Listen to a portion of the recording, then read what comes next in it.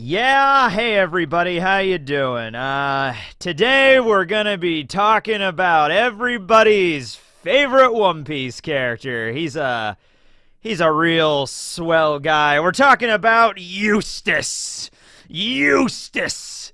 Maybe it's just because I grew up with Courage the Cowardly Dog, but I cannot hear the name Eustass without thinking of like a old angry codger kind of character, because Eustass Bag from Courage, of course, he's like, you stupid law pirates, you heart pirates, whatever, get off my lawn. What's your offer? Okay. Yeah, he goes up to the Marines and just like, what's your offer? Okay. So is Eustass dead? Let's just talk about this, right? Okay. Does it make sense for him to be dead? All right. Would Oda just go ahead and be like, yeah, you know what? You messed around. You found out. I'll say the F word later in the video. We're only a minute in. I don't know. I probably could get away with it, but table mark that. I'll go back later and I'll use it properly, right? But he messed around and he found out, okay? You know what's great is in the last episode of the anime is the kid pirates arriving near Elbaf, and that was the scene where Killer was even kind of like, Kid, are you sure? Are you sure you want to go here? And, Kid gets up and he's just like, what are you talking about, Killer? Has there ever been an island we've never set, foot on? And he's just like, yeah, I know that. I get it. But, like, this is Elbaf, dude. This is the home of the giants. They don't even know Shanks is there yet. That's just Killer being like, I don't know. I have some weird vibes about this place, man. Giants. Like, not just giant singular, giants. Plural, as in an army of giants. And Kid's like, yeah, we got this. Elbaf, eh? All right, we could do it. Let's go, right? It's almost like I want to see manga version of Kid showing up and telling his anime counterpart, like, go away, leave this island and never return. Terrible things happen here. It's like there's the manga version that knows what's going to happen, and then there's the bright-eyed anime version of Eustass that doesn't know the shit that is about to befall him or his crew or his ship, all right?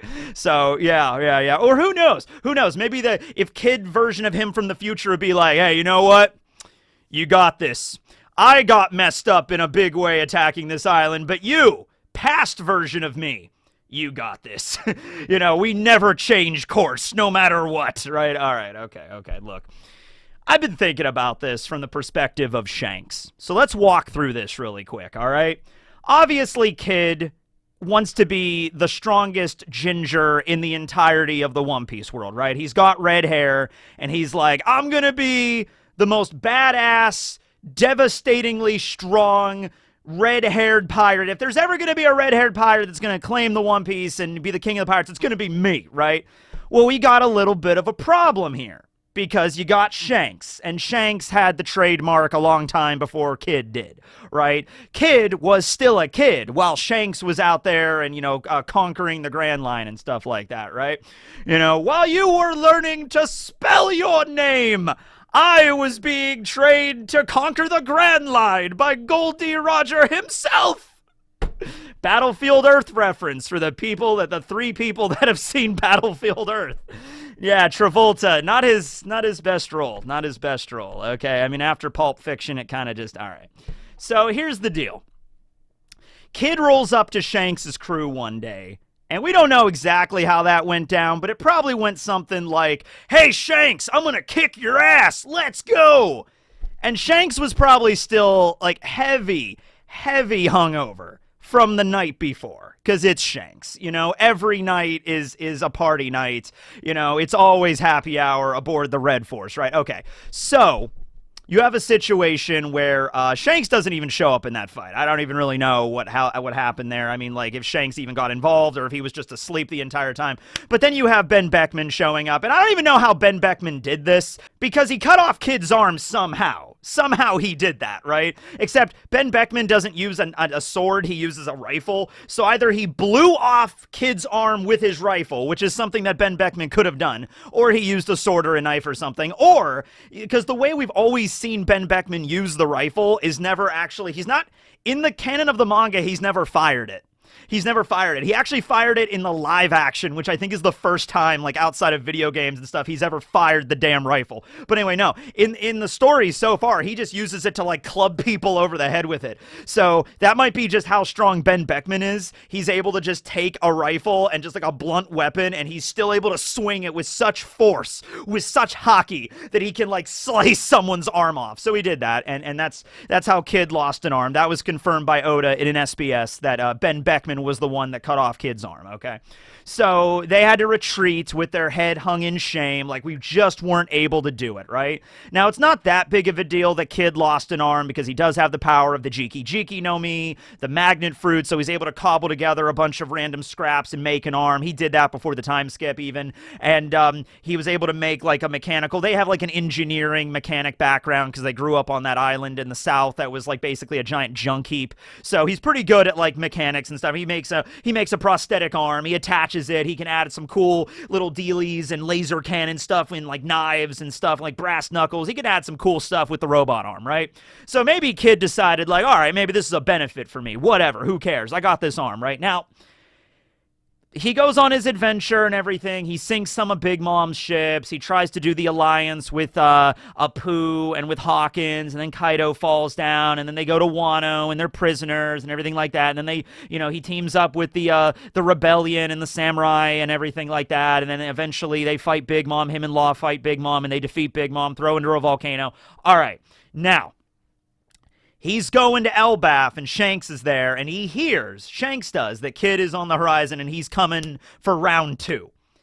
From the perspective of Shanks, as a Yonko, how do you look at this? Because this guy has already come up to you before, your crew has already fought him once, and you let him off with a warning. A Yonko warning, which is not just a slap. Well, okay, in the context of Shanks being Shanks and his crew being that high status, losing an arm is essentially a slap on the wrist. You know what I mean? It's just like, look, you're not ready to play with the big boys yet. All right, you're not ready to play in the major leagues, kid. So here's what we're gonna do. You're gonna get your arm ripped off. And if you have a brain in your head, you are never going to come back and, try to fight us again.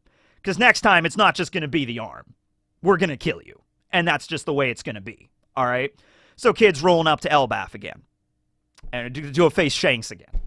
Shanks has a status to live up to, guys. He can't just be like, all right, here comes this pirate trying to claim my head again. All right, well, I guess I'll just have to rip off the other arm this time and send him on his way, and then he'll come back a third time. It's just like, we gave him a warning. He's the dumbass that didn't, heed that warning. So, he fucked around, and now he's going to find out. And see, there it goes. So, that's what happened. Kid decided to roll in guns a-blazing, like, I'm just going to fire in my laser, and just open up the railgun. I opened my first move by playing railgun, and then Shanks is like, oh, no, you don't understand. We're not playing this game. No. And also on top of that, there's the rest of the, the pirate crews, the weaker pirate crews that Shanks is in charge of. These are the people that look up to him. These are the people that look to him for protection.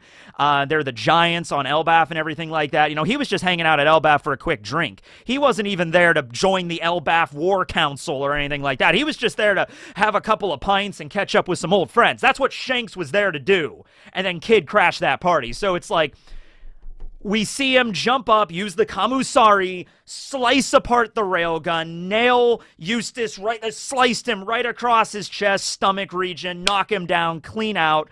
Killer also got hit in the process. And then they follow that up, Dorian Bragi, with a devastating Elbaf giant maneuver that just obliterates the Victoria punk.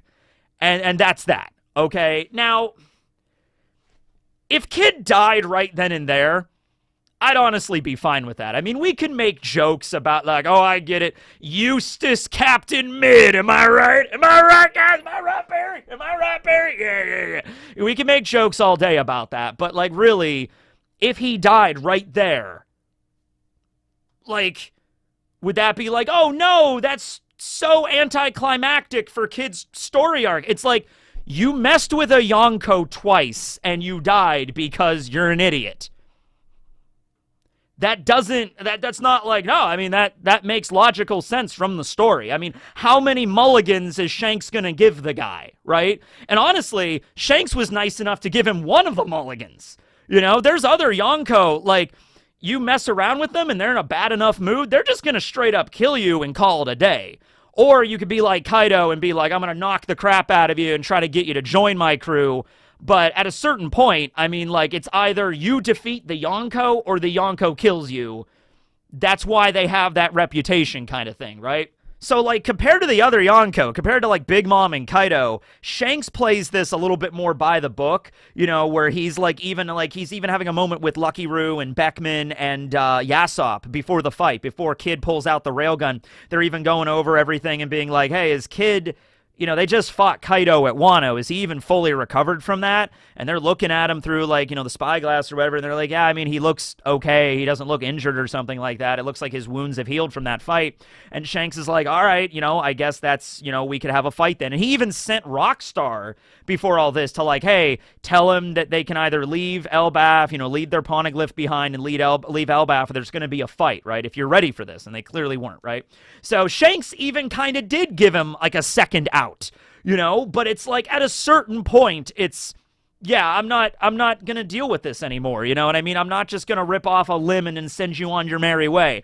I am a pirate. I'm a Yonko. I have a status to uphold here. I can't just be letting you go every time you challenge me, right? So from Shanks's perspective, it's like, I think he was aiming to kill him. Now, whether or not kids survive that, let me say it another way. Shanks was either trying to straight up kill him or wound him so bad that Kid can't be a pirate anymore.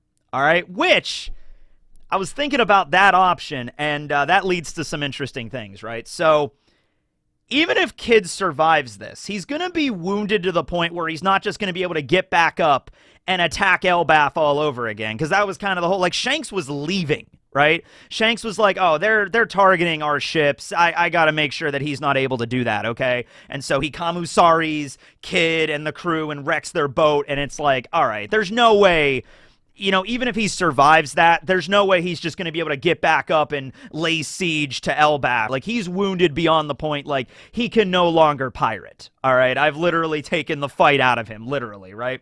But here's the kicker, right? I'm picturing, like, what if Shanks wounded Kid so badly, like we didn't see him slice him in half or anything like that, but let's say that he did. Let's say he wounded him, like, he wrecked all of his internal organs to the point, like, everything above here, this is what Kid is now. Everything below that is just gone, right? He can't walk, or maybe the rest of his body's just sliced up, okay?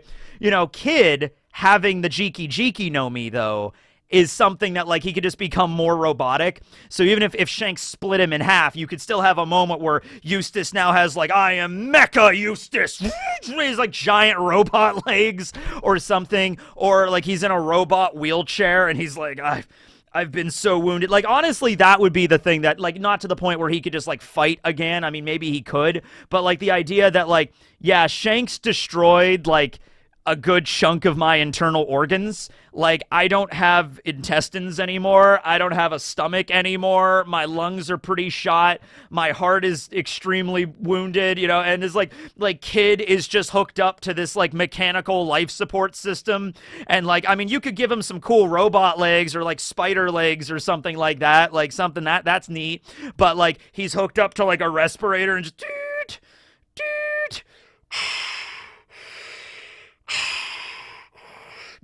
Kid just becomes Darth Vader, I guess, where it's a thing where it's like, oh, shit, yeah, like, what it kind of reminds me of? Remember that scene in, I'm going to reference Batman Beyond here. Anybody remember Batman Beyond? Yeah, Batman Beyond is pretty dope. Remember that scene with Bane in Batman Beyond when Terry chases down Bane and he's going through this compound. He's just like, oh, man, Bane, he's got this venom stuff. He's really strong. And then he finally finds him, but he's like this shriveled up old man on life support. And they're like, what the hell happened to him? It's like, hey, man, he was doping himself up on that venom shit. That's what happens to you, and so this, like, once really imposing figure is now this, like, old frail man hooked up on life support, and he can't even go to the bathroom on his own anymore, right? Like, that That would be more devastating, I think, to any pirate than just straight up dying, right? Like, that's something that was taken away from you now that, like, you can't even properly fight anymore, right? Not all of the supernovas are going to have happy endings. We already kind of knew that. Like, Luffy's going to be the Pirate King. Maybe Buggy could get there first, but Luffy's going to be the Pirate King, all right? So having some of the supernovas, having them all have, like, a relatively happy ending, like, well, we didn't get the One Piece, but we're still a pirate crew. On to the next adventure. That's fine for some of them. I'm okay with, like, Beiji, for example, journeying the seas with his family and continuing on his adventures. That's cool. Hawkins, maybe he's just straight up dead. Drake might be straight up dead, too. Their stories could just end there. You know, it's just like, well, yeah, that was Hawkins' story. He's dead. Who knows what's up with Arouge? Bonnie was reunited with Kuma. Maybe they could just live happily ever after on Elbaf or something like that, away from the government, right? Who else do we got here? We have Apu. I guess Apu is traveling around with the numbers a little bit. I mean, I don't know what the hell is going to happen with Apu's story. But when it comes to Kid's story, that might be the actual end of his pirate crew. And I'll be honest with you, whether he is straight up dead, and maybe we'll meet Killer and Heat and Wire later at Elbaf, and they're hiding on in some cave or like somewhere on the island, just be like, we're done. We're no longer a pirate crew. Or, because Kid's dead. Or, it's just, yeah, Kid is no longer who he was. He can't fight anymore. He's been severely, severely wounded by Shanks. And that's it. He's on life support now. That's how he's going to be the rest of his life. He's permanently injured. All right? So, that's just how it is. And seeing that would, I think, be way more impactful as an audience. To, number one, showcase the power of Shanks. Like, this is one of the final opponents of this story. Whether or not you want to say, like, oh, Luffy's going to have a straight-up fight with Shanks at some point, or they're going to do a Davy back, or Blackbeard's going to fight him and kill Shanks at some point. Like, whatever you're going to say, there's going to be a big fight involving Shanks at some point in the story. Like, a knockdown, drag-out brawl with swords and hockey. You know, maybe it's against Blackbeard or whoever, but it's going to happen with Shanks. All right, he's like, this is what he did to Eustass. He's just, like... You know, like, that's what he is from now on. Like, he's just gone, okay? Also, the effect on Eustass himself, like, maybe his mind is still there, but it's just been broken because he just can't even move anymore. So it's just, like, everything that he ever fought for is gone. Killer might be dead. Like, that's another thing, too, to just straight up kill Killer. That would be, I mean, like, it's one of those things when you're reading a story, like, oh, don't kill Killer. I like that character. Don't kill Kid. You know, I thought he was going to go the distance or something like that. And then, you know, when mangakas kill characters permanently, I mean, it impacts the fan base. I mean, there was a lot of people that were upset when Ace died, I'm sure. But it's like, to have the story mean something, I mean, occasionally you gotta kill characters. And it can't just be side characters and stuff. I mean, like, oh no, Ashura Doji died. Wow, yeah, those two Ashura Doji fans in the audience are really going to be sad about that. Izo died. Wow, we spent a lot of time with him for sure, you know?